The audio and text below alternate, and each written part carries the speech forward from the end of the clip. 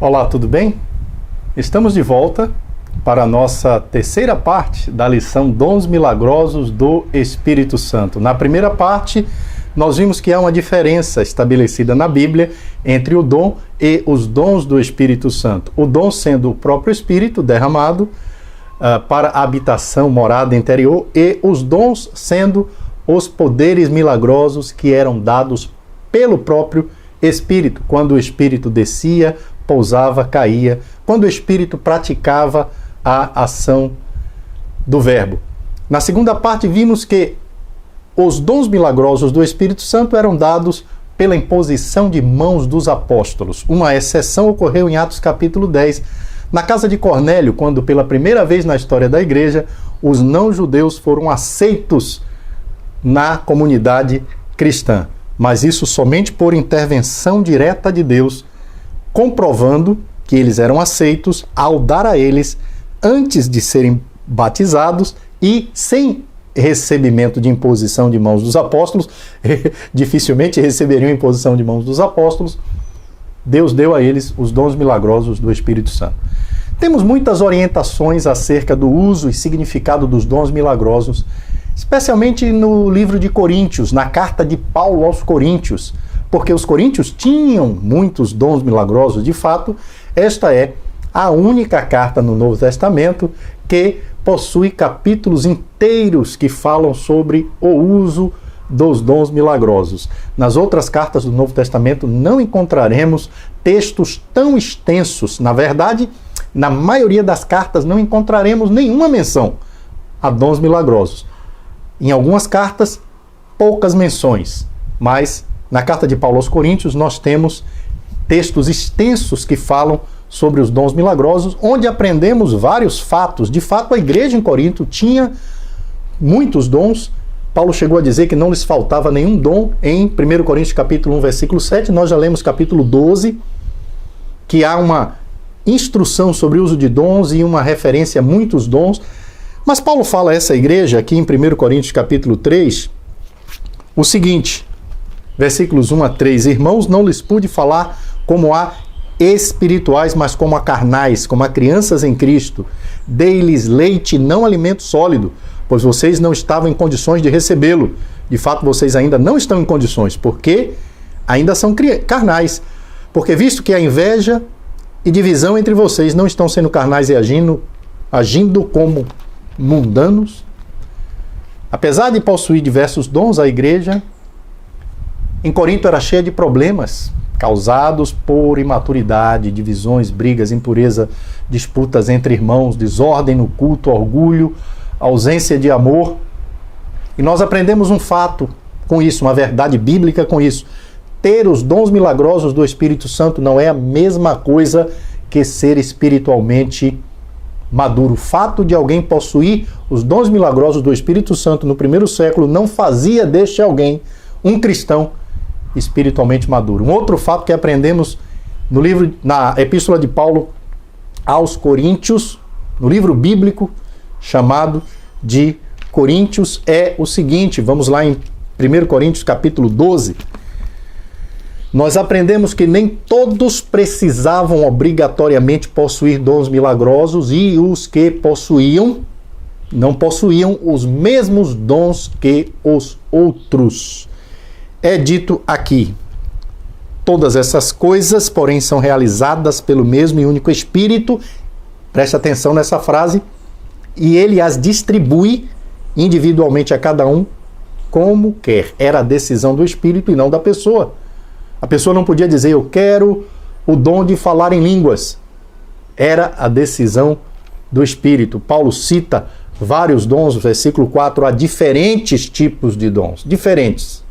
Não era um dom único, não havia um padrão, diferentes tipos de dons, mas o Espírito é o mesmo. E ele vai se referir a vários desses dons do versículo 8 em diante. No versículo 10 ele fala sobre um recebe poder para operar milagres, outro profecia, outro discernimento de espíritos, outro variedade de línguas, outro interpretação de línguas, ou seja, não existe um único dom. Não existe um único dom. padronizado, eram diversos. E os irmãos recebiam, de acordo com a vontade do Espírito, dons diferentes uns dos outros. Paulo também vai falar nos versículos 28 a 30 do capítulo 2, ele faz perguntas que são perguntas retóricas, ou seja, cuja resposta é óbvia, é clara. Ele vai dizer: assim, na igreja, Deus estabeleceu primeiramente apóstolos, em segundo lugar profetas, em terceiro lugar mestres, depois os que realizam milagres, os que têm dons de curar, os que têm dom de prestar ajuda, os que têm dons de administração e os que falam diversas línguas. E ele começa as perguntas no versículo 29. São todos apóstolos? Qual é a resposta? Não. São todos profetas? Também não. São todos mestres? Claro que não. Tem todos o dom de realizar milagres? Não. Tem todos os dons de curar?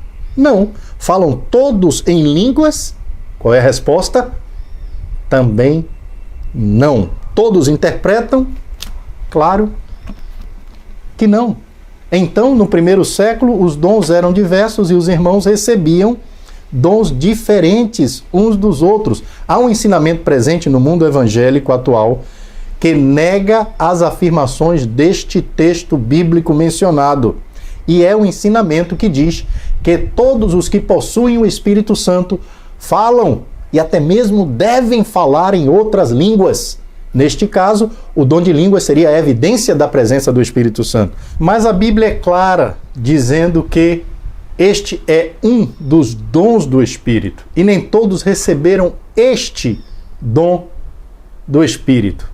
Alguns estão afirmando que o dom de línguas é o sinal, a evidência, a prova da presença do Espírito Santo. Mas quais são os frutos? Qual é o resultado, aquilo que vem do Espírito, que o Espírito produz? O apóstolo Paulo diz no livro de Gálatas, capítulo 5, versículos 22 e 23, mas o fruto do Espírito é amor, alegria, paz, paciência, amabilidade, bondade, fidelidade, mansidão e domínio próprio. Esta é a verdadeira prova de que o Espírito está trabalhando em nossas vidas. O dom de línguas do Espírito eram idiomas. Esta é uma outra constatação por meio das instruções presentes na Palavra de Deus. Instruções estas que no início desta lição afirmamos que estão disponíveis. Podemos encontrar as informações que precisamos, os ensinamentos que precisamos na Bíblia, no Novo Testamento, sobre os dons milagrosos do Espírito Santo. Atos capítulo 2, versículos 8 a 11, depois que o Espírito desceu sobre os apóstolos e eles começaram a falar em línguas, nós lemos: então como os ouvimos, cada um de nós em nossa própria língua materna, partos, medos e elamitas, habitantes da Mesopotâmia, Judéia e Capadócia, do Ponto e da província da Ásia, Frígia e Panfilha, Egito e das partes da Líbia, próximas a Cirene, visitantes vindo de Roma, tanto judeus como convertidos ao judaísmo, cretenses e árabes, nós os ouvimos declarar as maravilhas de Deus em nossa própria língua. Nós os ouvimos declarar as maravilhas de Deus em nossa própria língua. As línguas eram idiomas, linguagens, dialetos. Esse dom de línguas do Espírito Santo. Linguagens, idiomas, dialetos falados na época em que o fenômeno de línguas ocorreu.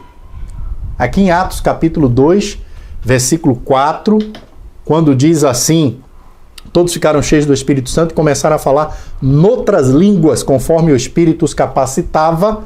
A palavra línguas é glossa, que significa o idioma de um povo ou nação.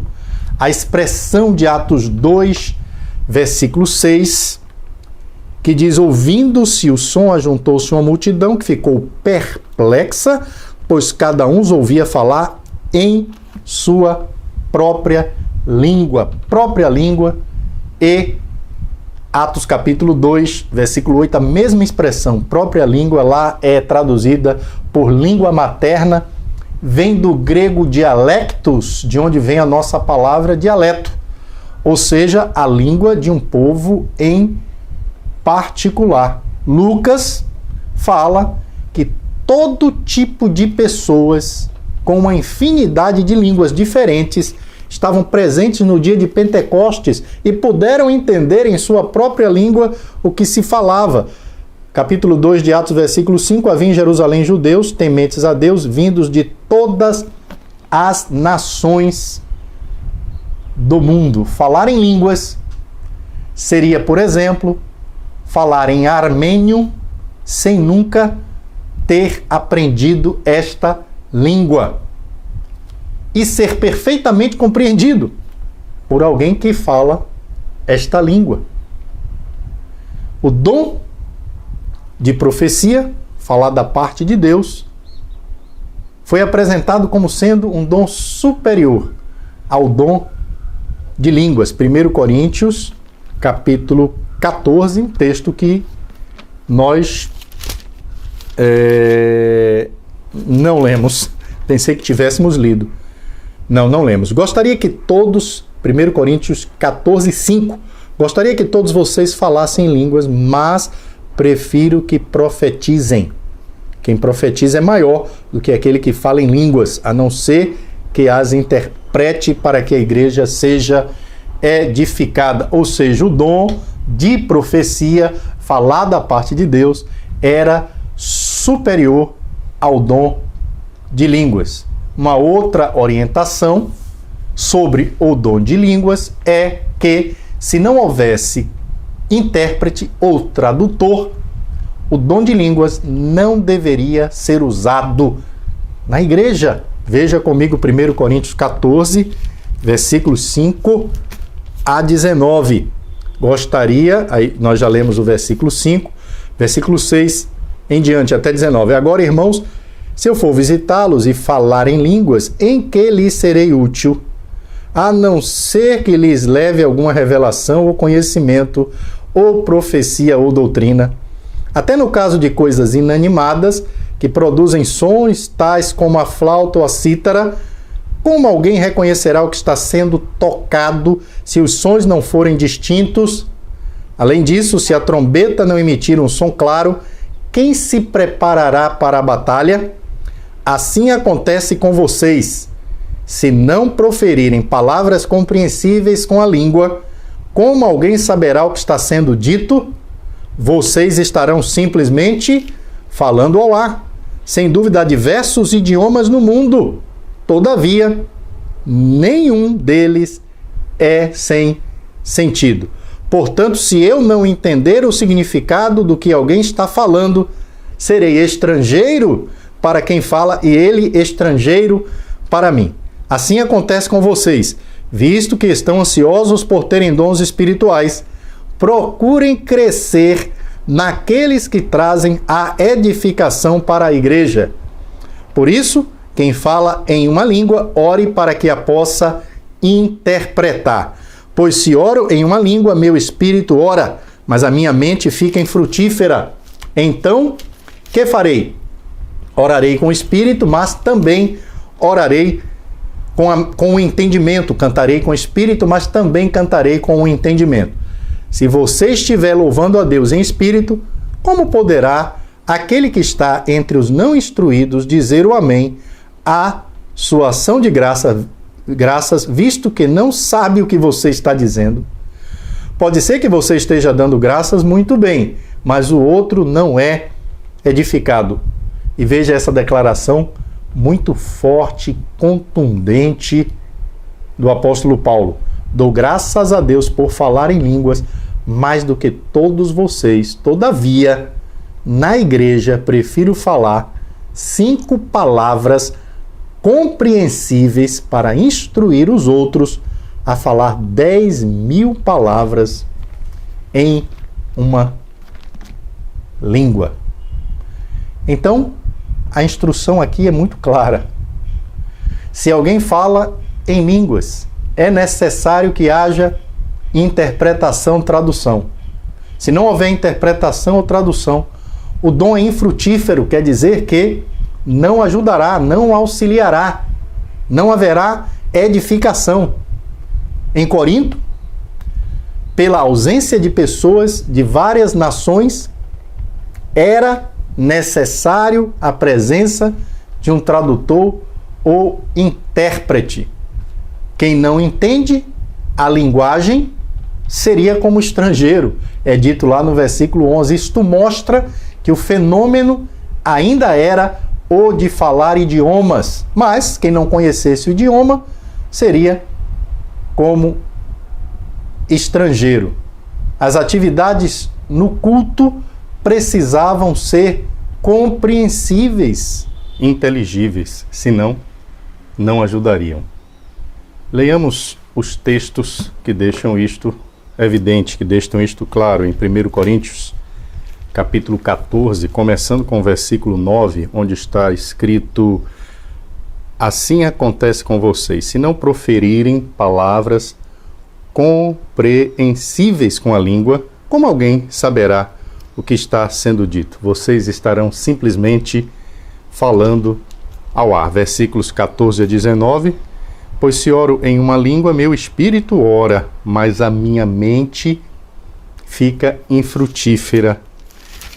Então o que farei? Orarei com o espírito, mas também orarei com a mente, que quer dizer com a compreensão, com o entendimento. Cantarei com o espírito, mas também cantarei com o entendimento. Versículos 28 dirá o seguinte: se não houver intérprete, fique calado na igreja, falando consigo mesmo e com Deus. As atividades do culto precisavam ser compreensíveis. Não havia a instrução para usar o dom de línguas aleatoriamente, sem razão, motivo e sem intérprete.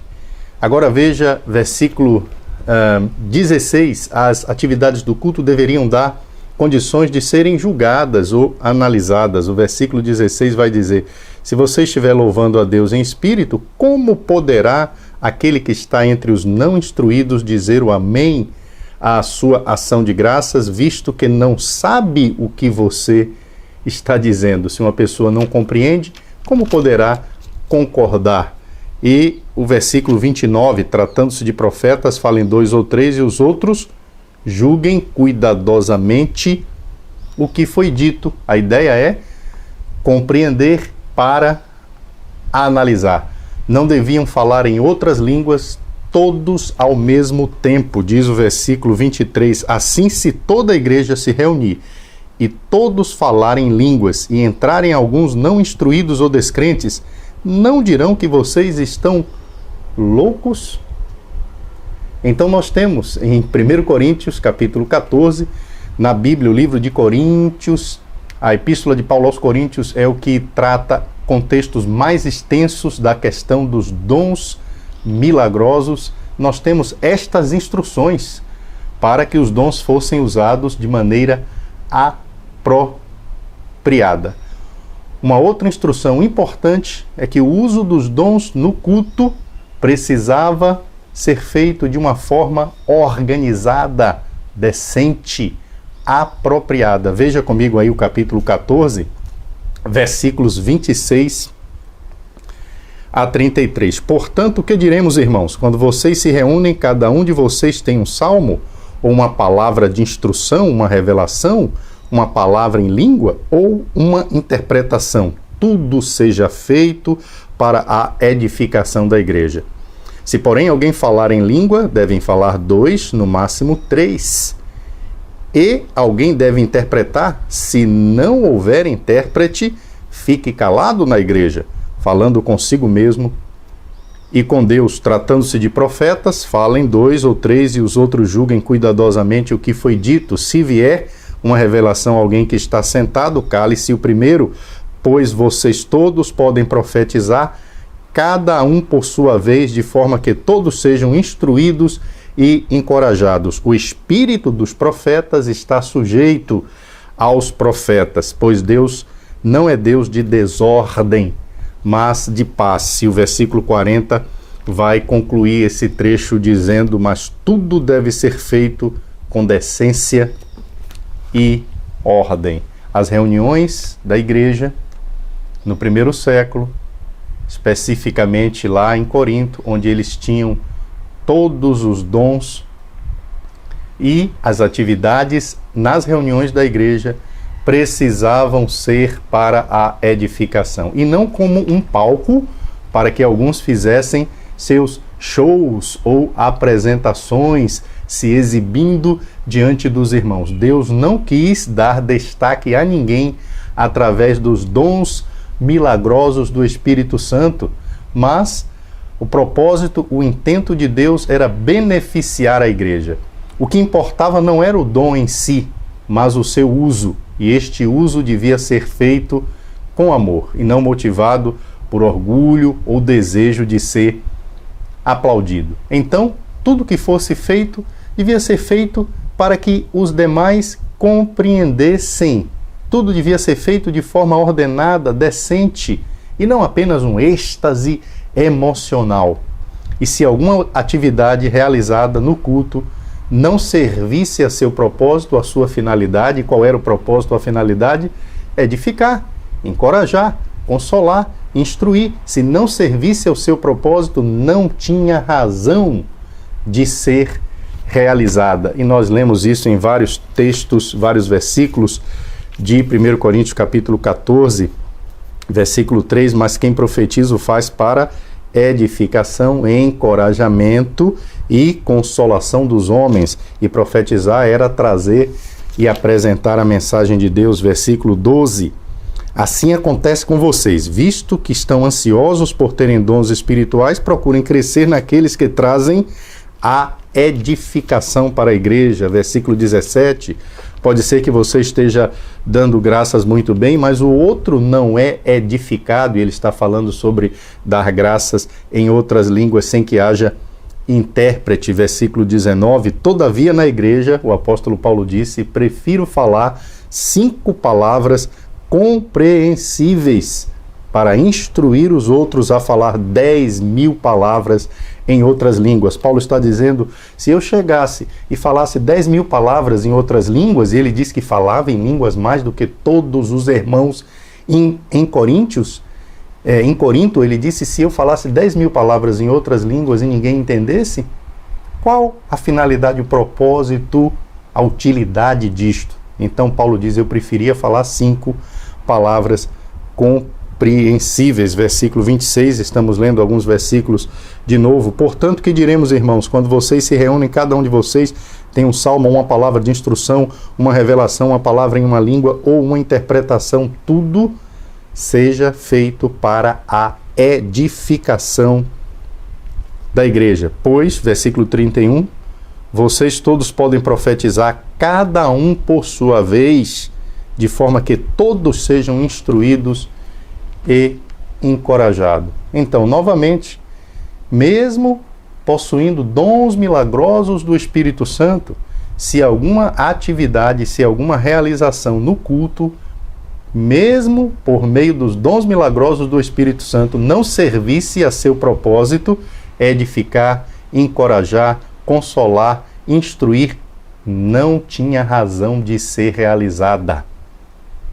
Puxa vida, estas instruções são muitíssimo importantes, porque nos dias atuais nós observamos que em alguns cultos evangélicos há uma confusão, pessoas falando todas ao mesmo tempo, e de maneira que os outros não possam, não conseguem, não podem entender, compreender. O dom de línguas já cessou, conforme a profecia de Paulo, que leremos em breve, e está lá em 1 Coríntios capítulo 13, versículo 8. E se alguém falasse em línguas hoje, teria que seguir as normas de 1 Coríntios capítulo 14. Quais são essas normas? Nós acabamos de ler. Número de vezes ou número de pessoas, 2, no máximo 3 por culto, e um após o outro. Necessidade de tradução, versículo 28, eu quero ler de novo essas passagens. O 27 diz, se porém alguém falar em língua, devem falar 2, no máximo 3, e haja quem interprete. Sem tradução, a pessoa deveria ficar calada, versículo 28, se não houver intérprete, fique calado na igreja, falando consigo mesmo ou com Deus. E a necessidade de ordem não deveria ser todos de uma vez, ao mesmo tempo, mas um de cada vez. O versículo 27, novamente, se porém alguém falar em língua, devem falar 2, no máximo 3, e alguém deve interpretar. A Almeida Revista e Atualizada vai dizer sucessivamente, que quer dizer um após o outro, e tudo tem que ser feito para a edificação, como diz o versículo 26, o final do versículo diz: tudo seja feito para a edificação da igreja. Se estas normas bíblicas fossem obedecidas, não existiria o que se chama hoje de culto pentecostal ou culto carismático. Por favor, leia a sua Bíblia. O meu propósito não é desfazer da sua crença, daquilo em que você crê, daquilo o que você pratica. Não é o meu propósito, mas é chamar a sua atenção para a verdade presente na Bíblia. Leia a sua Bíblia, verifique por você mesmo se não é exatamente isto que está escrito e se não é exatamente esta a conclusão que nós chegamos. Se estas normas bíblicas fossem obedecidas, não existiria o que se chama hoje de culto pentecostal ou culto carismático. Mas alguém poderia argumentar: não, mas o Espírito Santo toma a pessoa e a pessoa não tem controle, e o Espírito faz com que a pessoa fale na hora que o Espírito quer que ela fale. Mas veja o que Paulo diz em 1 Coríntios 14, 32, o Espírito dos profetas está sujeito aos profetas.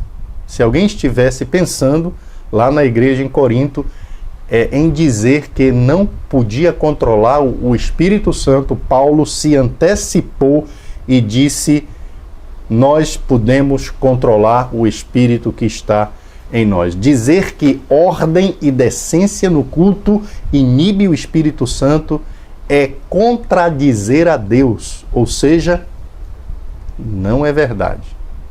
Não é verdade. Deus, mesmo na Bíblia, ordena a ordem e decência no culto. E há uma advertência aos que ignorarem ou desprezarem tais instruções no capítulo 14, versículo 37 e 38. Se alguém pensa que é profeta ou espiritual, reconheça que o que lhes estou escrevendo é mandamento do Senhor, e se ignorar isso, ele mesmo será ignorado. Puxa vida, o apóstolo já esperava que alguns contra-argumentassem a respeito destes ensinamentos sobre os dons espirituais, por isso ele se antecipou mais uma vez. E ele disse: reconheçam, o que estou escrevendo a vocês é mandamento do Senhor. E se alguém ignorar, será ignorado. Podemos não gostar destes ensinos sobre os dons, a regulamentação, a instrução divina sobre o uso dos dons milagrosos no primeiro século, mas não devemos ignorar, para não sofrermos o resultado disso. Paulo vai concluir um longo trecho que começa no capítulo 12, vai até o capítulo 14, são 3 capítulos falando sobre dons milagrosos do Espírito Santo, e no meio, entre 12 e 14, no capítulo 13, Paulo vai falar sobre o maior de todos os dons. E sabe qual é o maior dom? O maior dom é o amor. Nós aprendemos isso quando nós lemos capítulo 12, versículo 31, onde Paulo diz: entretanto, busquem com dedicação os melhores dons. E no capítulo 13, versículo 1 a 3, agora passo a mostrar-lhes. Podemos não gostar deste ensino, instruções, regulamentação sobre o uso de dons milagrosos. É um direito nosso não gostar, mas devemos obedecê-lo, porque Paulo disse que é mandamento do Senhor, e se alguém ignorar, será ignorado.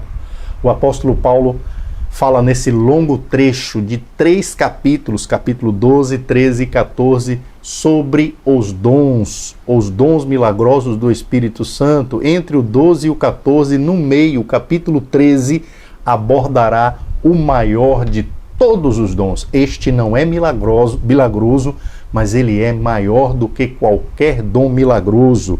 E lá nós lemos no capítulo 12, encerrando o capítulo 12, versículo 31, Paulo dizendo: entretanto, busquem com dedicação os melhores dons. E aí no capítulo 13, passo agora a mostrar-lhes um caminho ainda mais excelente. Havia muitos problemas na igreja em Corinto relacionados ao uso dos dons, e Paulo diz: vou lhes mostrar um caminho ainda mais excelente. Versículo 1: ainda que eu fale as línguas dos homens e dos anjos, se não tiver amor, serei como um sino que ressoa, ou como um prato que retine. Ainda que eu tenha o dom de profecia e saiba todos os mistérios e todo o conhecimento, e tenha uma fé capaz de mover montanhas, se não tiver amor, nada serei. Ainda que eu dê aos pobres tudo o que possuo, entregue o meu corpo para ser queimado, se não tiver amor, nada disso me aproveitará. E Paulo está citando dons milagrosos aqui. Esses dons estão naquela lista de 1 Coríntios capítulo 12, versículos 8 em diante. Ele fala: eu podia falar línguas dos homens e dos anjos. Ele faz uma hipérbole, um exagero até dos anjos. Mas, se eu não tivesse amor, estas coisas não teriam valor algum. E ele vai exaltar, ele vai dizer como o amor é maravilhoso, versículos 4 a 7, para, no versículo 8 a 10, ele começar a falar que os dons milagrosos do Espírito Santo chegarão ao fim. Versículo 8, o amor nunca perece, mas as profecias desaparecerão. As línguas cessarão. O conhecimento passará, pois em parte conhecemos e em parte profetizamos. Quando, porém, vier o que é perfeito, o que é imperfeito desaparecerá. E o que é esse perfeito que, quando chegar, fará com que o que é imperfeito, que eram os dons milagrosos, cessassem? Há muitas interpretações, o texto não diz claramente. Eu, particularmente, entendo que os dons vieram para suprir a falta das Escrituras, porque elas não estavam disponíveis, concluídas. Depois que as Escrituras se tornaram disponíveis, depois que elas foram concluídas, eu entendo que esse é o perfeito que substituiu o imperfeito que chegaria ao fim. O uso dos dons milagrosos, por razões egoístas, sem amor, de nada valia. Essa é a instrução bíblica. Terminamos aqui a terceira parte da lição Os Dons Milagrosos do Espírito Santo. Voltaremos em breve na quarta parte. Obrigado por sua companhia, por me permitir falar com você sobre esses temas bíblicos de grande importância. Vejo você em breve.